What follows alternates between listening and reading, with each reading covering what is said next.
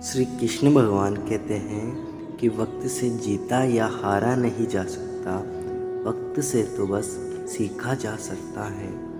तो आज हम बात करने वाले हैं महाभारत में जब कर्ण ने श्री कृष्ण से पूछा कि मेरी माँ ने मुझे जन्मते ही त्याग दिया, क्या ये अपराध मेरा था कि मेरा जन्म एक अवैध जन्म के रूप में हुआ।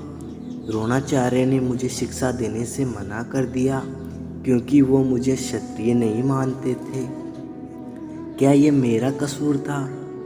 परशुराम जी ने मुझे शिक्षा दी, साथ ये श्राप भी दिया मैं अपनी विद्या भूल जाऊंगा क्योंकि वो मुझे क्षत्रिय समझते थे।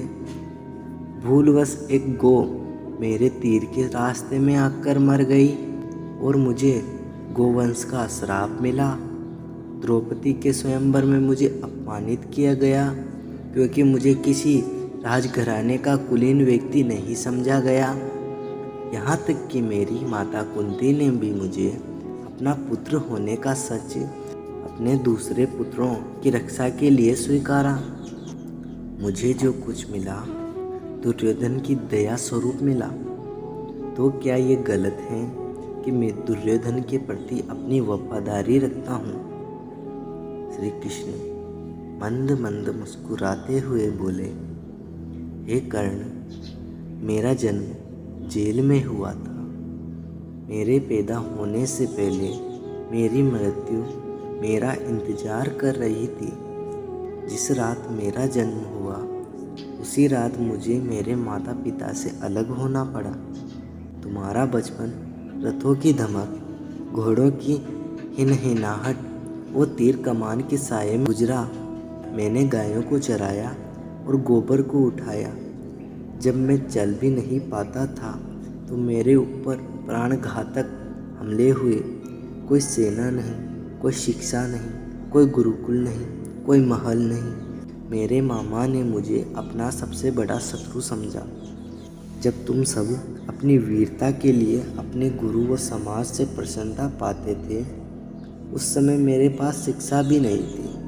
बड़े होने पर मुझे ऋषि सांदीपन के आश्रम में जाने का अवसर मिला। तुम्हें अपनी पसंद की लड़की से विवाह का अवसर मिला। मुझे तो वो भी नहीं मिला जो मेरी आत्मा में बसती थी।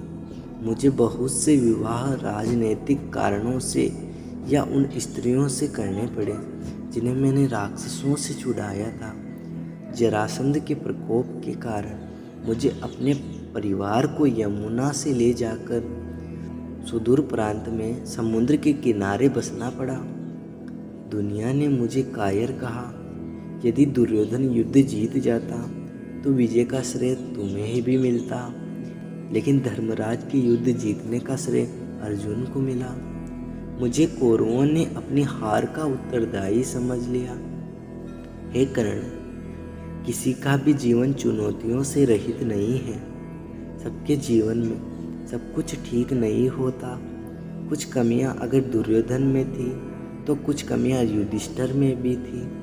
सत्य क्या है और उचित क्या है, ये हम अपनी आत्मा की आवाज़ से स्वयं निर्धारित करते हैं। इस बात से कोई फर्क नहीं पड़ता कितनी बार हमारे साथ अन्याय होता है। इस बात से कोई फर्क नहीं पड़ता कितनी बार हमारा अपमान होता है। इस बात से कोई फर्क नहीं पड़ता कितनी बार हमारे अधिकारों का हनन होता है। फर्क सिर्फ इस बात से पड़ता है कि हम उन सब का सामना किस प्रकार से करते हैं और उनका सामना किस प्रकार से करते हैं। भगवान श्री कृष्ण इसी प्रकार कर्ण के सारे सवालों का जवाब देते हैं और बताते हैं कि सिर्फ तुम ही नहीं हैं जिनके जीवन में कष्ट है, बल्कि जो भी व्यक्ति जीवन जीता है या जो भी जन्म लेता है तो उनके पास जैसे दुख आते हैं तो दुख के बाद सुख भी आते हैं।